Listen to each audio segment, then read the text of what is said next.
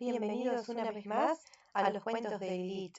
En el capítulo de hoy vamos a leer sobre la continuación de estos hechos tan dramáticos que nos cuenta García Márquez.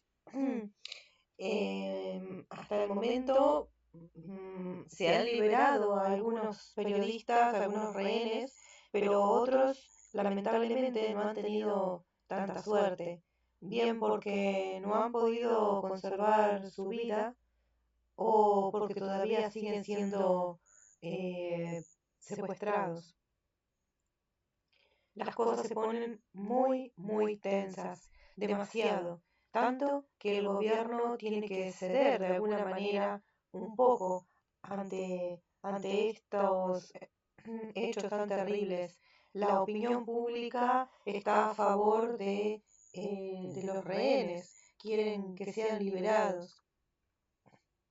Así que, bueno, vamos a continuar sin más comentarios de mi parte con el capítulo 7.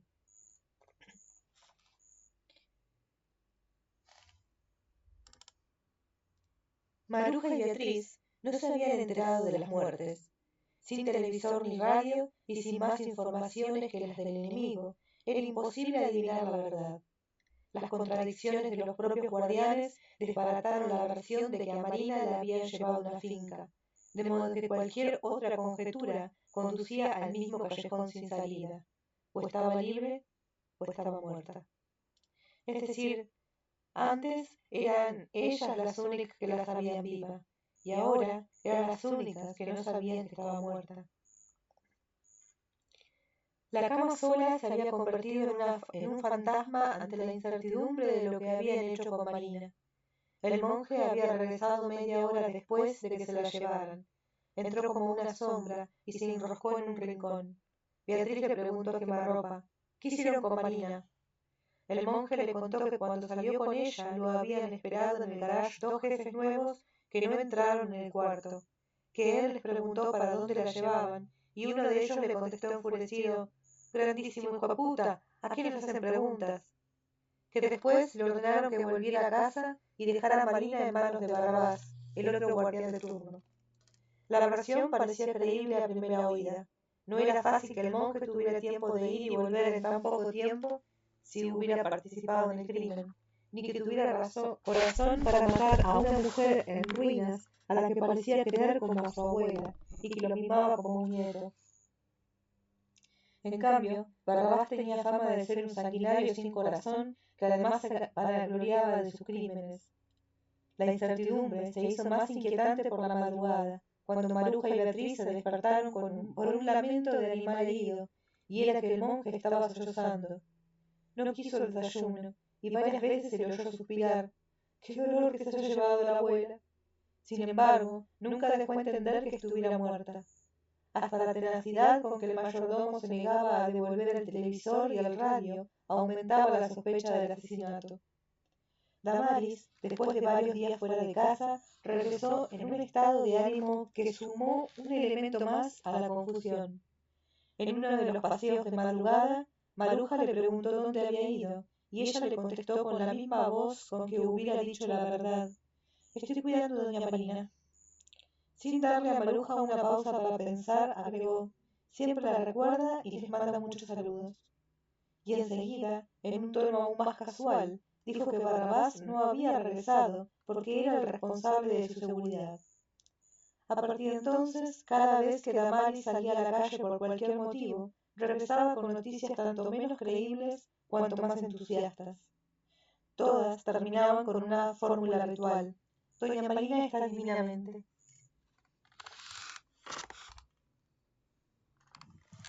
Maruja no tenía una razón para creerle más a Damaris que al monje o a cualquier otro de los guardianes, pero tampoco la tenía para no creerles en unas circunstancias en que todo parecía posible. Si en realidad Marina estaba viva, no tenían razones para mantener a las rehenes sin noticias ni distracciones, como no fuera para ocultarles otras verdades peores. No había nada que pareciera descabellado para la imaginación desmandada de Maruja. Hasta entonces había ocultado sus inquietudes a Beatriz, temerosa de que no pudiera resistir la verdad. Pero Beatriz estaba a salvo de toda contaminación. Había rechazado desde el principio cualquier sospecha de que María estuviera muerta. Sus sueños la ayudaban.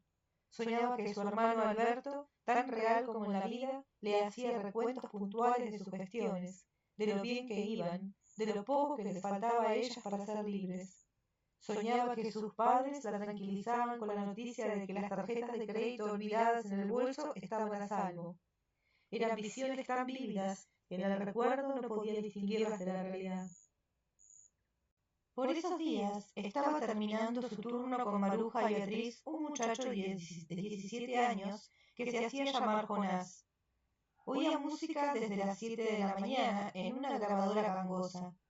Tenía canciones favoritas que repetía hasta el agotamiento a un volumen enloquecedor. Mientras tanto, como parte del coro, gritaba: «Vida hija de puta, malparida, yo no sé por qué me metí en esto». En momentos de calma hablaba de su familia con Beatriz, pero solo llegaba al borde del abismo con un suspiro insondable. «Si usted supiera quién es mi padre». Nunca lo dijo, pero ese y otros muchos enigmas de los guardianes contribuían a enrarecer aún más el ambiente del cuarto. El mayordomo, custodio del bienestar doméstico, debió de informar a sus jefes sobre la inquietud reinante, pues 2 de ellos aparecieron por esos días con ánimo conciliador. Negaron una vez más el radio y el televisor, pero en cambio trataron de mejorar la vida diaria. Prometieron libros, pero les llevaron muy pocos, y entre ellos una novela de Colín Tellado. Les llegaron revistas de entretenimiento, pero ninguna de actualidad. Hicieron poner un foco grande donde antes estuvo el azul, y ordenaron encenderlo por 1 hora a las 7 de la mañana y otra a las 7 de la noche, para que se pudiera leer. Pero Beatriz y Maruja estaban tan acostumbradas a la penumbra que no podían resistir una claridad intensa. Además, la luz recalentaba el aire del cuarto hasta volverlo irrespirable. Maruja se dejó llevar por la inercia de los desahuciados. Permanecía día y noche haciéndose la dormida en el colchón, de cara a la pared para no tener que hablar. Apenas sí comía. Beatriz ocupó la cama vacía y se refugió en los crucigramas y acertijos de las revistas. La realidad era cruda y dolorosa, pero era la realidad. Había más espacio en el cuarto para 4 que para 5, menos tensiones, más aire para respirar. Jonás terminó su turno a fines de enero y se despidió de las rehenes con una prueba de confianza. «Quiero contarles algo con la condición de que nadie sepa quién se lo dijo», advirtió, y soltó la noticia que lo carcomía por dentro. A doña Diana Turbay la mataron. El golpe las despertó. Para Maruja fue el instante más terrible del cautiverio. Beatriz trataba de no pensar en lo que le parecía irremediable. Si mataron a Diana, la que sigue soy yo. A fin de cuentas, desde el 1 de enero, cuando el año viejo se fue sin que las liberaran, se había dicho: o me sueltan o me dejo morir. Un día de esos, mientras Maruja jugaba una partida de dominó con otro guardián, el gorila se tocó distintos puntos del pecho con el índice y dijo: «Siento algo muy feo por aquí, ¿qué será?». Maruja interrumpió la jugada, lo miró con todo el desprecio de que fue capaz y le dijo: «O son gases o es un infarto». Él soltó la metralleta en el piso, se levantó aterrorizado, se puso en el pecho la mano abierta con todos los dedos extendidos y lanzó un grito colosal: «¡Me duele el corazón, carajo!». Se derrumbó sobre los trastos del desayuno y quedó tendido boca abajo. Beatriz, que se sabía odiada por él, sintió el impulso profesional de auxiliarlo, pero en ese momento entraron el mayordomo y su mujer, asustados por el grito y el estropicio de la caída. El otro guardián, que era pequeño y frágil, había tratado de hacer algo, pero se lo impidió el estorbo de la metralleta y se la entregó a Beatriz. «Usted me responde por doña Maruja», le dijo. Él, el mayordomo y Damaris, juntos, no pudieron cargar al caído. Lo agarraron como pudieron y lo arrastraron hasta la sala. Beatriz, con la metralleta en la mano, y Maruja, atónita, vieron la metralleta del otro guardián abandonada en el piso, y a las 2 las estremeció la misma tentación. Maruja sabía disparar un revólver, y alguna vez le habían explicado cómo manejar la metralleta, pero una lucidez providencial le impidió recogerla. Beatriz, por su parte, estaba familiarizada con las prácticas militares. En un entrenamiento de 5 años, 2 veces por semana, pasó por los grados de subteniente y teniente, y alcanzó el de capitán asimilado en el hospital militar. Había hecho un curso especial de artillería de cañón. Sin embargo, también ella se dio cuenta de que llevaban todas las de perder. Ambas se consolaron con la idea de que el gorila no volvería jamás. No volvió, en efecto. Cuando Pacho Santos vio por televisión el entierro de Diana y la exhumación de Marina Montoya, se dio cuenta de que no le quedaba otra alternativa que fugarse. Ya para entonces tenía una idea aproximada de dónde se encontraba. Por las conversaciones y los descuidos de los guardianes y por otras artes de periodista, logró establecer que estaba en una casa de esquina en algún barrio vasto y populoso del occidente de Bogotá. Su cuarto era el principal del segundo piso con la ventana exterior clausurada con tablas.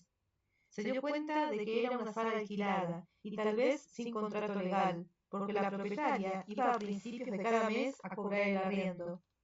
Era el único extraño que entraba y salía, y antes de abrirle la puerta de la calle subían a encadenar a Pacho en la cama.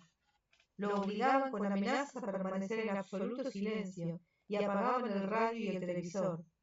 Había establecido que la ventana clausurada en el cuarto daba sobre el antejardín y que había una puerta de salida al final del corredor estrecho donde estaban los servicios sanitarios.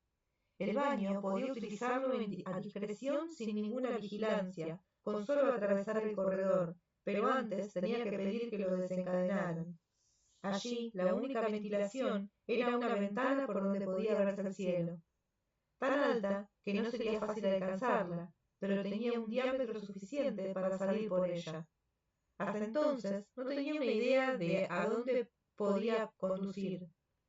En el cuarto vecino, dividido en camarotes de metal rojo, dormían los guardianes que no estaban de turno.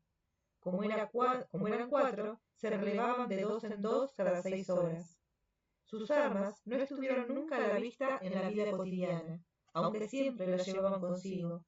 Solo una dormía en el suelo junto a la cama matrimonial. Solo uno dormía en el suelo junto a la cama matrimonial. Estableció que estaban cerca de una fábrica, cuyo silbato se escuchaba varias veces al día, y por los coros diarios y la algarabía de los recreos sabía que estaba cerca de un colegio. En cierta ocasión pidió una pizza y se la llevaron en menos de 5 minutos, todavía caliente, y así supo que la preparaban y vendían tal vez en la misma cuadra. Los periódicos los compraban sin duda al otro lado de la calle, y en una tienda grande, porque vendían también las revistas Time y Newsweek. Durante la noche los despertaba la fragancia del pan recién horneado de una panadería. Con preguntas tramposas logró saber por los guardianes que a 100 metros a la redonda había una farmacia, un taller de automóvil, 2 cantinas, una fonda, un zapatero remendón y 2 paraderos de buses. Con esos y muchos otros datos recogidos a pedazos, trató de armar el rompecabezas de sus vías de escape. Uno de los guardianes le había dicho que en caso de que llegara la ley tenían la orden de entrar antes en el cuarto y dispararle 3 tiros a quemarropa. Uno en la cabeza, otro en el corazón y otro en el hígado. Desde que lo supo, consiguió quedarse con una botella de gaseosa de al litro, que mantenía al alcance de la mano para blandirla como un mazo. Era la única arma posible. El ajedrez, que un guardián le enseñó a jugar con un talento notable, le había dado una nueva medida del tiempo. Otro del turno de octubre era un experto en telenovelas y lo inició en el vicio de seguirlas sin preocuparse si eran buenas o malas. El secreto era no preocuparse mucho por el episodio de hoy, sino aprender a imaginarse las sorpresas del episodio de mañana. Veían juntos los programas de Alexandra y compartían los noticieros de radio y televisión. Otro guardián le había quitado 20.000 pesos que llevaba en el bolsillo el día del secuestro, pero en compensación le prometió llevarle todo lo que él pidiera. Sobre todo, libros. Varios de Milan Kundera, Crimen y Castigo, la biografía del general Santander de Pilar Moreno de Ángel. Él fue quizás el único colombiano de su generación que oyó hablar de José María Vargas Vila, el escritor colombiano más popular en el mundo a principios del siglo, y se apasionó con sus libros hasta las lágrimas. Los leyó casi todos, escamoteados por uno de los guardianes en la biblioteca de su abuelo. Con la madre de otro guardián mantuvo una entretenida correspondencia durante varios meses, hasta que se la prohibieron los responsables de su seguridad. La ración de lectura se completaba con los periódicos del día que le llevaban por la tarde sin desdoblar. El guardián, encargado de llevárselos, tenía una inquina visceral contra los periodistas, en especial contra un conocido presentador de televisión, al cual apuntaba con su metralleta cuando aparecía en pantalla. A ese me lo cargo de gratis, decía. Pacho no vio nunca a los jefes. Sabía que iban de vez en cuando, aunque nunca subieron al dormitorio, y que hacían reuniones de control y trabajo en un café de Chapinero. Con los guardianes, en cambio, logró establecer una relación de emergencia. Tenían el poder sobre la vida y la muerte, pero le reconocieron siempre el derecho de negociar algunas condiciones de vida. Casi a diario ganaba unas o perdía otras. Perdió hasta el final la de dormir encadenado, pero se ganó su confianza jugando al remis, un juego pueril de trampas fáciles que consiste en hacer tríos y escaleras con 10 cartas. Un jefe invisible les mandaba cada 15 días 100.000 pesos prestados que se repartían entre todos para jugar. Pacho perdió siempre. Solo al cabo de 6 meses le confesaron que todos le hacían trampas, y si acaso lo dejaron ganar algunas veces, fue para que no perdiera el entusiasmo. Eran juegos de mano con maestría de prestidigitadores. Esa había sido su vida hasta el año nuevo. Desde el primer día había previsto que el secuestro sería largo, y su relación con los guardianes le había hecho pensar que podría sobrellevarlo. Pero las muertes de Diana y Marina le derrotaron el optimismo. Los mismos guardianes que antes lo alentaban volvían de la calle con los ánimos caídos. Parecía ser que todo estaba detenido a la espera de que la constituyente se pronunciara sobre la extradición y el indulto. Entonces no tuvo duda de que la opción de la fuga era posible. Con una condición: solo la intentaría cuando viera cerrada cualquier otra alternativa. Para Maruja y Beatriz también se había cerrado el horizonte después de las ilusiones de diciembre, pero volvió a entreabrirse a fines de enero por los rumores de que serían libertados 2 rehenes. Ellos ignoraban entonces cuántos quedaban o si había alguno más recientes. Maruja dio por hecho que la liberada sería Beatriz. La noche del 2 de febrero, durante la caminata en el patio, Damaris lo confirmó. Tan segura estaba que compró en el mercado un lápiz de labios, coloretes, sombras para los párpados y otras minucias de tocador para el día que salieran. Beatriz se afeitó las piernas en previsión de que no tuviera tiempo a última hora. Sin embargo, 2 jefes que las visitaron el día siguiente no dieron ninguna precisión sobre quién sería la liberada, ni si en realidad habría alguna. Se les notaba el rango, eran distintos y más comunicativos que todos los anteriores. Confirmaron que un comunicado de los extraditables había anunciado la liberación de 2, pero podían haber surgido algunos obstáculos imprevistos. Esto les recordó a las cautivas la promesa anterior de liberarlas el 9 de diciembre, que tampoco cumplieron. Los nuevos jefes empezaron por crear un ambiente de optimismo. Entraban a cualquier hora con un alborozo sin fundamentos serios. Esto va como bien, decían. Comentaban las noticias del día con un entusiasmo infantil, pero se negaban a devolver el televisor y el radio para que las secuestradas pudieran conocerlas en directo. Uno de ellos, por maldad o por estupidez, se despidió una noche con una frase que pudo matarlas de terror por su doble sentido. Tranquilas, señoras, la cosa va a ser muy rápida. Fue una tensión de 4 días en los que fueron dando poco a poco los pedazos dispersos de la noticia.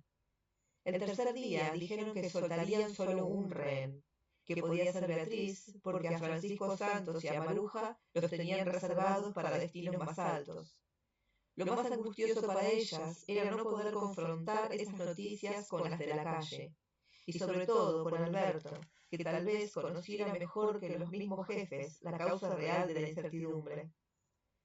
Por fin, el 7 de febrero, llegaron más temprano que de costumbre y destaparon el juego. Salía Beatriz. Maruja tendría que esperar una semana más. Faltan todavía unos detallitos, dijo uno de los encapuchados. Beatriz sufrió una crisis de locuacidad que dejó a los jefes agotados, y al mayordomo y a su mujer, por último a los guardianes. Maruja no le puso atención, herida por un rencor sordo contra su marido, por la idea peregrina de que había preferido liberar a la hermana antes que a ella. Fue presa del encono durante toda la tarde, y sus rescoldos se mantuvieron tibios durante varios días. Aquella noche la pasó aleccionando a Beatriz sobre cómo debía contarle a Alberto Villamizar los pormenores del secuestro y el modo como debía manejarlos para mayor seguridad de todos. Cualquier error, por inocente que pareciera, podía costar una vida. Así que Beatriz debía hacerle a su hermano un relato escueto y veraz de la situación, sin atenuar ni exagerar nada que pudiera hacerlo sufrir menos o preocuparse más. La verdad cruda. Lo que no debía decirle era cualquier dato que permitiera identificar el lugar donde ellos estaban. Beatriz lo resintió. Es que usted no confía en mi hermano. Más que en nadie en este mundo, dijo Maruja, pero este compromiso es entre usted y yo, y nadie más. Usted me responde de que nadie lo sepa. Su temor era fundado. Conocía el carácter impulsivo de su esposo y quería evitar por el bien de ambos y de todos que intentara un rescate con la fuerza pública. Otro mensaje a Alberto era que consultara si la medicina que tomaba ella para la circulación no tenía efectos secundarios. El resto de la noche se le fue preparando un sistema más eficaz para cifrar los mensajes por radio y televisión, y para el caso de que en el futuro autorizaran la correspondencia escrita. Sin embargo, en el fondo de su alma estaba dictando un testamento. ¿Qué debía hacerse con los hijos, con sus antigüedades, con las cosas comunes que merecían una atención especial? Fue tan vehemente que uno de los guardianes que la oyó se apresuró a decirle: «Tranquila, a usted no le va a pasar nada». Al día siguiente esperaron con la mayor ansiedad, pero nada pasó. Siguieron conversando durante la tarde. Por fin, a las 7 de la noche, la puerta se abrió de golpe y entraron los dos jefes conocidos, y uno nuevo, y se dirigieron de frente a Beatriz. «Venimos por usted, alístese». Beatriz se aterrorizó con aquella repetición terrorífica de la noche en que se llevaron a Malina. La misma puerta que se abrió, la misma frase que podía servir por igual para ser libre que para morir, el mismo enigma sobre su destino. No entendía por qué a Malina como a ella le habían dicho «venimos por usted», en vez de lo que ella ansiaba oír, «vamos a liberarla». Tratando de provocar la respuesta con un golpe de astucia, preguntó «¿me van a liberar con Malina?». Los dos jefes se crisparon. «No haga preguntas», le respondió uno de ellos con un gruñido áspero. «¿Yo qué voy a saber de eso?». Otro más persuasivo remató: «Una cosa no tiene nada que ver con la otra. Esto es político». La palabra que Beatriz ansiaba, liberación, se quedó sin ser dicha. Pero el ambiente era alentador. Los jefes no tenían prisa. Damaris, con una minifalda de colegiala, les llevó gaseosas y un ponqué para la despedida. Hablaron de la noticia del día que las cautivas ignoraban. Habían secuestrado en Bogotá, en operaciones separadas, a los industriales Lorenzo King Masuera y Eduardo Puyana, al parecer por los extraditables. Pero también les contaron que Pablo Escobar estaba ansioso por entregarse al cabo de tanto tiempo de vivir al azar. Inclusive, se decía, en las alcantarillas. Prometieron llevar el televisor y el radio esa misma noche para que Maruja pudiera ver a Beatriz rodeada por su familia.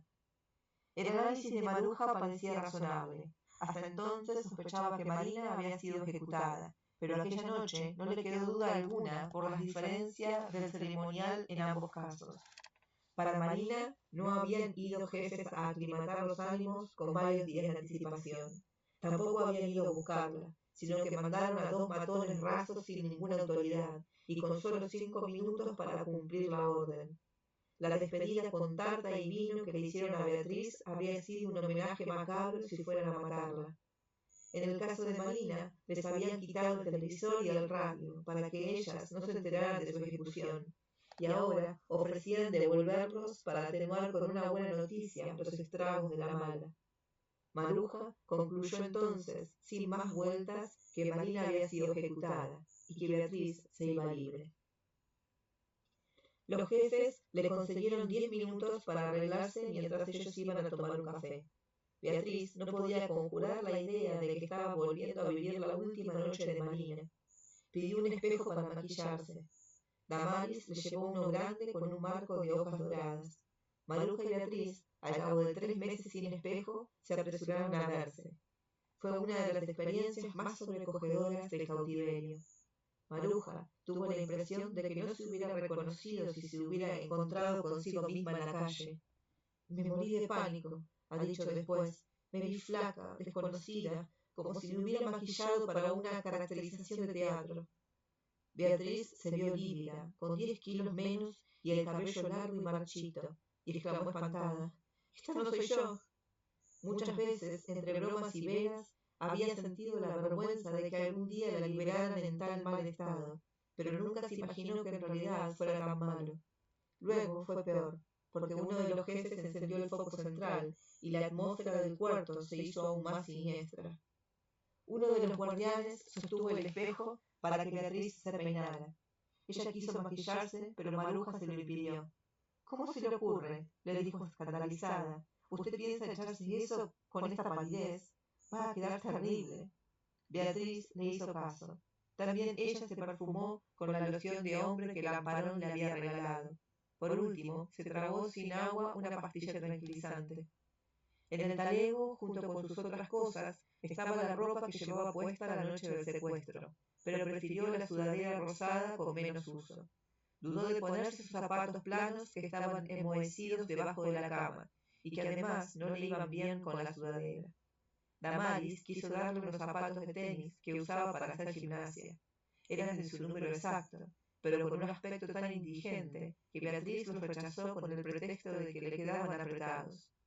De modo que se puso sus zapatos planos y se hizo una cola de caballo con una cinta elástica. Al final, por obra y gracia de tantas penurias, quedó con el aspecto de una colegiala. No le pusieron una capucha como a Malina, sino que trataron de vendarle los ojos con esparadrapos para que no pudieran reconocer el camino ni las caras. Ella se opuso, consciente de que al quitárselos iban a arrancarle las cejas y las pestañas. «Espérense», les dijo, «yo los ayudo». Entonces se puso un buen copo de algodón sobre cada párpado y se los fijaron con esparadrapos.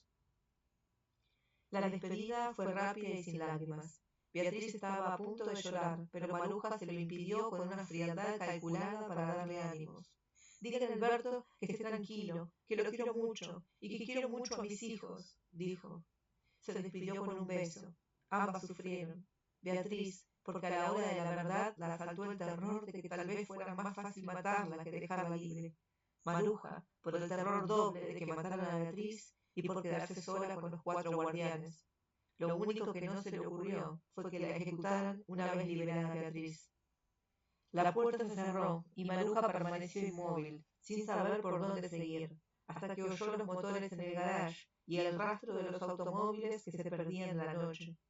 Una sensación de inmenso abandono se apoderó de ella. Solo entonces recordó que no le habían cumplido la promesa de devolverle el televisor y el radio para conocer el final de la noche. El mayordomo se había ido con Beatriz, pero su mujer prometió hacer una llamada para que se lo llevaran antes de los noticieros de las 9:30. No llegaron. Maruja suplicó a los guardianes que le permitieran ver el televisor de la casa, pero ni ellos ni el mayordomo se atrevieron a contrariar el régimen en materia tan grave. Damaris entró antes de 2 horas a contarle alborozada que Beatriz había llegado bien a su casa y que había sido muy cuidadosa en sus declaraciones, pues no había dicho nada que pudiera perjudicar a nadie. Toda la familia, con Alberto por supuesto, estaban alrededor de ella.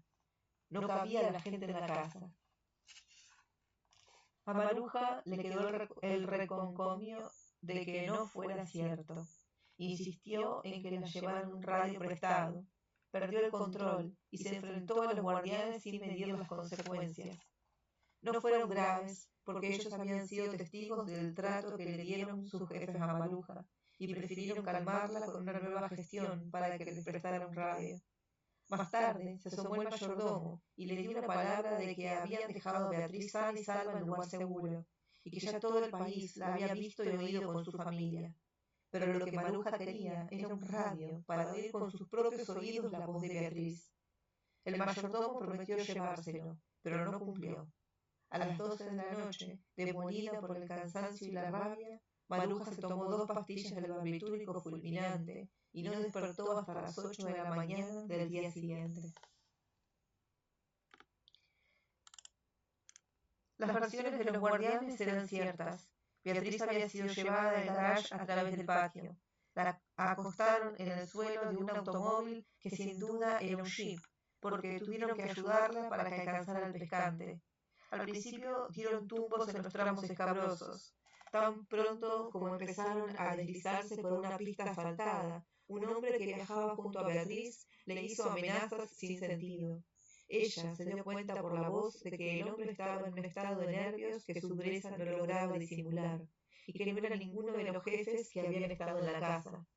A usted van a estar esperándola una cantidad de periodistas, dijo el hombre, pues tenga mucho cuidado. Cualquier palabra de más puede costarle la vida a su cuñada. Recuerde que nunca hemos hablado con usted, que nunca nos vio y que este viaje duró más de 2 horas. Beatriz escuchó las amenazas en silencio y muchas otras que el hombre parecía repetir sin necesidad, solo por calmarse a sí mismo.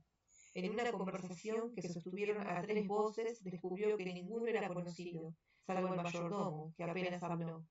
La estremeció una ráfaga de escalofrío. Todavía era posible el más siniestro de los presagios. Quiero pedirles un favor, dijo a ciegas y con pleno dominio de su voz. Maruja tiene problemas circulatorios y quisiéramos mandarle una medicina. ¿Ustedes se la harían llegar? Afirmativo, dijo el hombre. Pierda cuidado.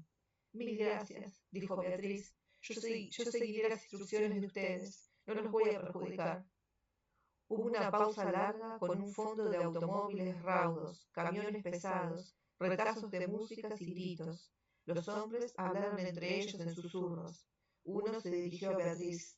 Por aquí hay muchos retenes, le dijo. Si nos paran alguno, les vamos a decir que usted es mi esposa y con lo pálida que está podemos decir que la llevamos a una clínica. Beatriz, ya más tranquila, no resistió la tentación de jugar. Con estos parches en los ojos. La operaron de la vista, dijo el hombre. La siento al lado mío y le echo un abrazo encima. La inquietud de los secuestradores no era infundada. En aquel mismo momento ardían 7 buses de servicio público en barrios distintos de Bogotá por bombas incendiarias colocadas por comandos de guerrillas urbanas. Al mismo tiempo, las FARC dinamitaron la torre de energía del municipio de Cáqueza, en las boteras de la capital, y trataron de tomarse la población. Por ese motivo, hubo algunos operativos de orden público en Bogotá, pero casi imperceptibles. Así que el tráfico urbano de las 7 fue el de un jueves cualquiera, denso y ruidoso, con semáforos lentos, gambetas imprevistas para no ser embestidos y mentadas de madre. Hasta en el silencio de los secuestradores se notaba la tensión. Vamos a dejarlo en un sitio, dijo uno de ellos. Usted se baja rapidito y cuenta despacio hasta 30. Después se quita la careta, camina sin mirar para atrás y coge el primer taxi que pase. Sintió que le pusieron en la mano un billete enrollado. Para su taxi, dijo el hombre. Es de 5.000. Beatriz se lo metió en el bolsillo del pantalón, donde encontró sin buscarla otra pastilla tranquilizante y se la tragó. Al cabo de una media hora de viaje, el carro se detuvo. La misma voz dijo entonces la sentencia final. Si usted llega a decirle a la prensa que estuvo con doña Marina Montoya, matamos a doña Maruja. Habían llegado. Los hombres se ofuscaron tratando de bajar a Beatriz sin quitarle la venda. Estaban tan nerviosos que se adelantaban unos a otros, se enredaban en órdenes y maldiciones. Beatriz sintió la tierra firme. Ya, dijo. Así estoy bien.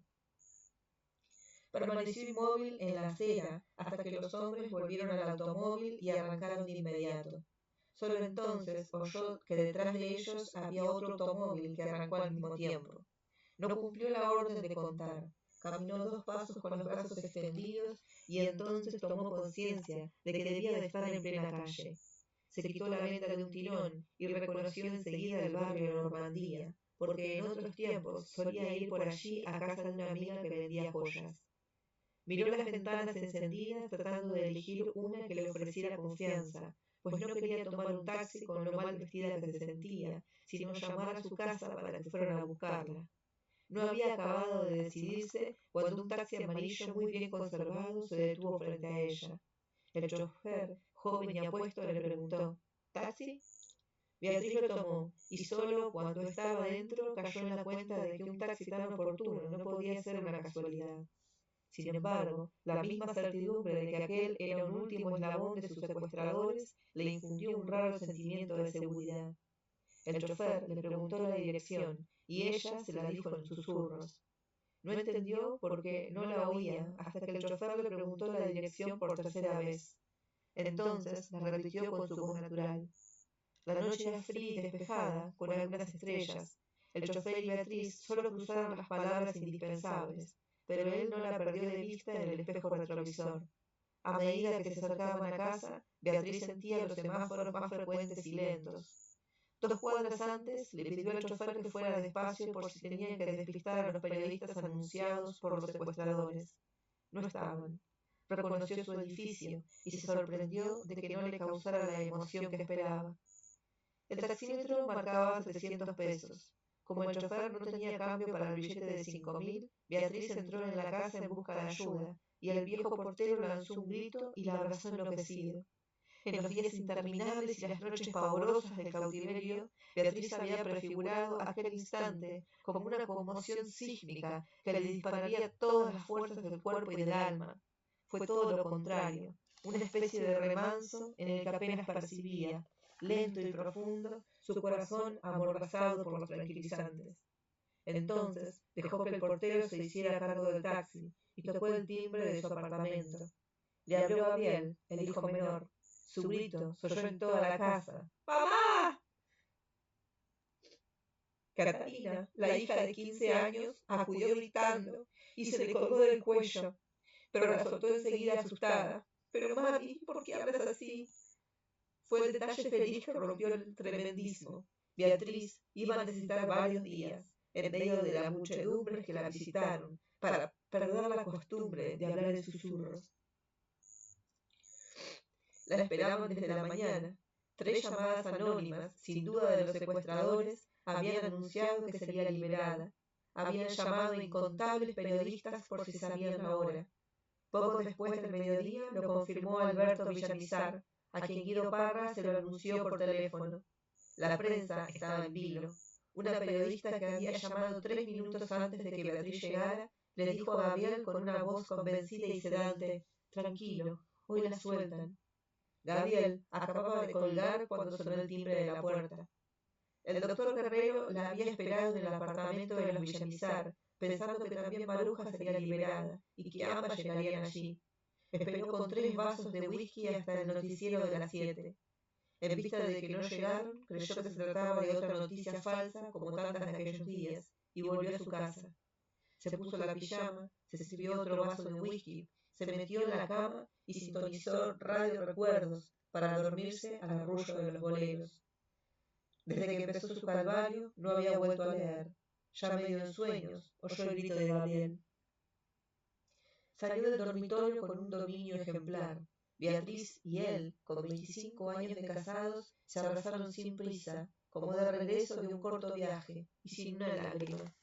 Ambos habían pensado tanto en aquel momento que a la hora de vivirlo fue como una escena de teatro 1000 veces ensayada, capaz de convulsionar a todos, menos a sus protagonistas. Tan pronto como Beatriz entró en la casa, se acordó de Maruja, sola y sin noticias en el cuarto miserable.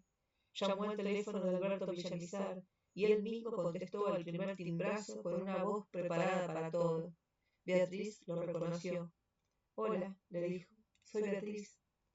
Se dio cuenta de que el hermano la había reconocido desde antes de que ella se identificara. Oyó un suspiro hondo y áspero, como el de un gato, y enseguida la pregunta sin una mínima alteración de la voz. «¿Dónde está?» «En mi casa», dijo Beatriz. Perfecto, dijo Villamizar. Estoy ahí en 10 minutos. Mientras tanto, no hablé con nadie. Llegó puntual. La llamada de Beatriz lo sorprendió cuando estaban por rendirse. Además de la alegría de ver a la hermana y de tener la primera y única noticia directa de la esposa cautiva, lo movía la urgencia de preparar a Beatriz antes de que llegaran los periodistas y la policía. Su hijo Andrés, que tiene una vocación irresistible de corredor de automóviles, lo llevó en el tiempo justo. Los ánimos se habían serenado. Beatriz estaba en la sala con su marido y sus hijos, y con su madre y sus 2 hermanas, que escuchaban ávidos su relato. A Alberto le pareció pálida por el largo encierro y más joven que antes, y con un aire de colegiala por la sudadera deportiva, la cola de caballo y los zapatos planos. Trató de llorar, pero él se lo impidió, ansioso por saber de Maruja. Tenga por seguro que está bien, le dijo Beatriz. La cosa ya es difícil, pero se aguanta, y Maruja es muy valiente. Y enseguida trató de resolver la preocupación que la atormentaba desde hacía 15 días. ¿Sabes el teléfono de Marina?, preguntó. Villamizar pensó que tal vez lo menos brutal sería la verdad. La mataron, le dijo. El dolor de la mala noticia se le confundió a Beatriz con un pavor retroactivo. Si lo hubiera sabido 2 horas antes, tal vez no habría resistido el viaje de la liberación. Lloró hasta saciarse. Mientras tanto, Villamizar tomó precauciones para que no entrara nadie mientras se ponían de acuerdo sobre una versión pública del secuestro, que no pusiera en riesgo a los otros secuestrados. Los detalles del cautiverio permitían formarse una idea de la casa donde estaba la prisión.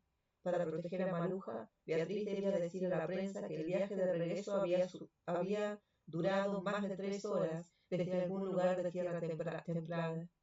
Aunque la verdad era otra. La distancia real, las puestas del camino, la música de los altoparlantes que los fines de semana tronaba casi hasta el amanecer, el ruido de los aviones, el clima, todo indicaba que era un barrio urbano.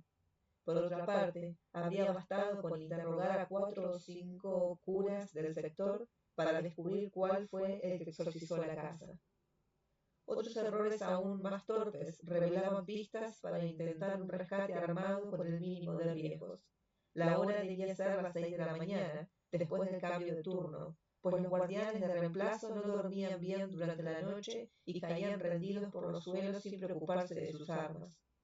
Otro dato importante era la geografía de la casa, y en especial la puerta del patio, donde alguna vez vieron un guardián armado, y el perro era más sobornable de lo que hacían creer sus ladridos. Era imposible prever si alrededor del lugar no había además un cinturón de seguridad, aunque el desorden del régimen interno no inducía a creerlo, y en todo caso habría sido fácil averiguarlo una vez localizada la casa. Después de la desgracia de Diana Turbay, se confiaba menos que nunca en el éxito de los rescates armados, pero Villamizar lo tuvo en cuenta por si se llegaba al punto de que no hubiera otra alternativa. En todo caso, fue tal vez el único secreto que no compartió con Rafael Pardo.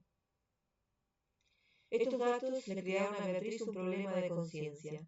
Se había comprometido con Maruja a no dar pistas que permitieran intentar un asalto a la casa, pero tomó la grave decisión de dárselos a su hermano, al comprobar que éste estaba tan consciente como Maruja, y como ella misma, de la inconveniencia de una solución armada, y menos cuando la liberación de Beatriz demostraba que con todos sus tropiezos estaba abierto el camino de la negociación. Fue así como al día siguiente, ya fresca, rebosada y con una noche de buen sueño, concedió una conferencia de prensa en la casa de su hermano, donde apenas se podía caminar por entre un bosque de flores. Les dio a los periodistas y a la opinión pública una idea real de lo que fue el horror de su cautiverio, sin ningún dato que pudiera alentar a quienes quisieran actuar por su cuenta con riesgos para la vida de Maruja. El miércoles siguiente, con la seguridad de que Maruja conocía ya el nuevo decreto, Alexandra decidió improvisar un programa de júbilo. En las últimas semanas, a medida que avanzaban las negociaciones, Villamizar había hecho cambios notables en su apartamento para que la esposa liberada lo encontrara a su gusto. Habían puesto una biblioteca donde ella la quería, habían cambiado algunos muebles, algunos cuadros, habían puesto en un lugar visible el caballo de la dinastía Tang que Maruja había traído de Yakarta como el trofeo de su vida. A última hora recordaron que ella se quejaba de no tener un buen tapete en el baño y se apresuraron a comprarlo. La casa transformada, luminosa, fue el escenario de un programa de televisión excepcional que le permitió a Maruja conocer la nueva decoración desde antes del regreso. Quedó muy bien, aunque no supieron siquiera si Maruja lo vio.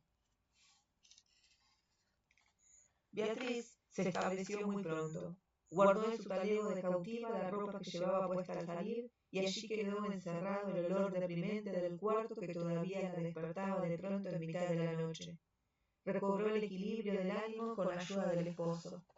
El único fantasma que alguna vez le llegó del pasado fue la voz del mayordomo, que la llamó 2 veces por teléfono. La primera vez fue el grito de un desesperado. ¡La medicina! ¡La medicina! Beatriz reconoció la voz y la sangre se le heló en las venas, pero el aliento le alcanzó para preguntar en el mismo tono. ¿Cuál medicina? ¿Cuál medicina? La de la señora, gritó el mayordomo. Entonces se aclaró que quería el nombre de la medicina que Maruja tomaba para la circulación. Vasotón, dijo Beatriz, y enseguida, ya repuesta, preguntó, ¿y cómo está? Yo bien, dijo el mayordomo, muchas gracias. Usted no, corrigió Beatriz, ella. Ah, tranquila, dijo el mayordomo, la señora está bien. Beatriz colgó en seco y se echó a llorar con la náusea de los recuerdos atroces. La comida infame, el muladar del baño, los días siempre iguales, la soledad espantosa de Maruja en el cuarto pestilente. De todos modos, en la sección deportiva de un noticiero de televisión insertaron un anuncio misterioso. Tome Vasotón. Pues le habían cambiado la ortografía para evitar que algún laboratorio despistado protestara por el uso de su producto con propósitos inexplicables. La segunda llamada del mayordomo, varias semanas después, fue muy distinta. Beatriz tardó en identificar la voz enrarecida por algún artificio, pero el estilo era más bien paternal. Recuerdo lo que hablamos, dijo. Usted no estuvo con doña Marina, con nadie. Tranquilo, dijo Beatriz, y colgó. Guido Parra, embriagado por el primer éxito de su diligencia, le anunció a Villamizar que la liberación de Maruja era cuestión de unos 3 días. Villamizar se lo transmitió a Maruja en una rueda de prensa por radio y televisión. Por otra parte, los relatos de Beatriz sobre las condiciones del cautiverio le dieron a Alexandra la seguridad de que sus mensajes llegaban a su destino. Así que le hizo una entrevista de media hora en la cual Beatriz contó todo lo que Maruja quería saber. Cómo la habían liberado, cómo estaban los hijos, la casa, los amigos, y qué esperanzas de ser libre podía sustentar. A partir de entonces, harían el programa con toda clase de detalles, con la ropa que se ponían, las cosas que compraban, las visitas que recibían.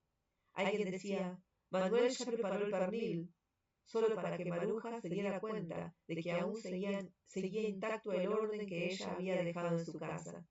Todo esto, por frívolo que pudiera parecer, tenía un sentido alentador para Maruja. La vida seguía. Sin embargo, los días pasaban y no se veían indicios de liberación.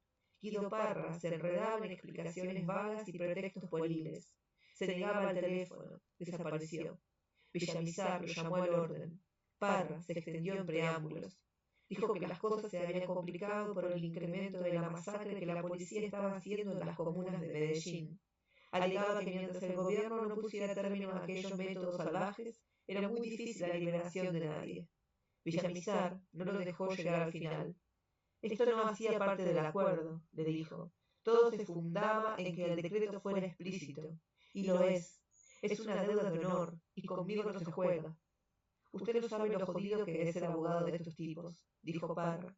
El problema mío no es que cobre o no cobre, sino que la cosa me sale bien o me matan.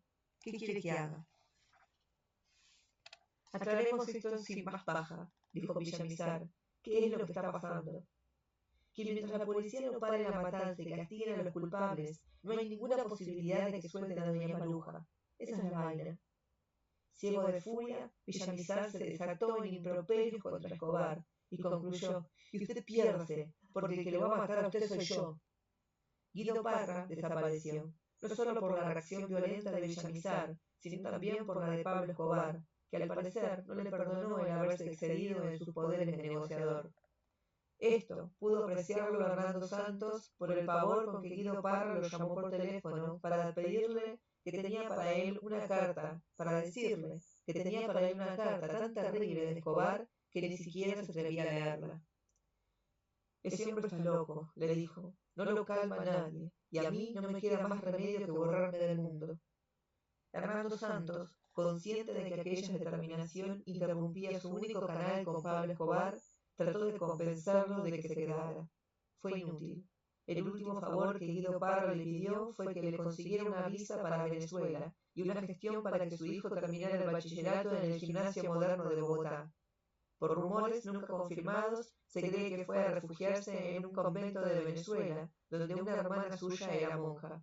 No volvió a saberse nada de él, hasta que fue encontrado muerto en Medellín, el 16 de abril de 1993, junto con su hijo bachiller, en el baúl de un automóvil sin placas.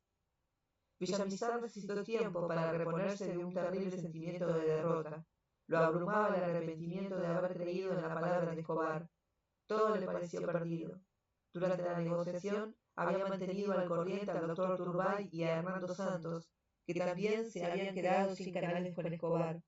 Se veían casi a diario, y él había terminado por no contarles sus contratiempos, sino las noticias que los alentaran. Acompañó durante largas horas al expresidente, que había soportado la muerte de su hija con un estoicismo desgarrador. Se encerró en sí mismo y se negó a cualquier clase de declaración. Se hizo invisible. Hernando Santos, cuya única esperanza de liberar al hijo se fundaba en la mediación de Parra, cayó en un profundo estado de derrota. El asesinato de Marina y sobre todo la forma brutal de reivindicarlo y anunciarlo provocó una reflexión ineludible sobre qué hacer en adelante. Toda posibilidad de intermediación al estilo de los notables estaba agotada, y sin embargo ningún otro intermediario parecía eficaz. La buena voluntad y los métodos indirectos carecían de sentido. Consciente de su situación, Villamizar se desahogó con Rafael Pardo. Imagínese cómo me siento, le dijo. Escobar ha sido mi martirio y el de mi familia todos estos años. Primero me amenaza, luego me hace un atentado del cual me salvé de milagro. Me sigue amenazando, asesina a Galán, secuestra a mi señora y a mi hermana y ahora pretende que le defienda sus derechos. Sin embargo, era un desahogo inútil, porque su suerte estaba echada. El único camino cierto para la liberación de los secuestrados era irse a buscar al león en su guarida. Dicho sin más vueltas, lo único que le quedaba por hacer, y tenía que hacerlo sin remedio, era volar a Medellín y buscar a Pablo Escobar donde estuviera para discutir el asunto frente a frente. Bien, hasta acá llega el capítulo número 7, un capítulo que, casi me quiebra la voz, casi lloro cuando se encuentran los hijos, cuando abren la puerta y ven a Beatriz. Fue realmente emocionante, sentí una emoción real. Este escritor realmente tiene una magia para contar las cosas, es increíble. No sabíamos qué iba a pasar. Viviría, no viviría, sería lo mismo que con Marina.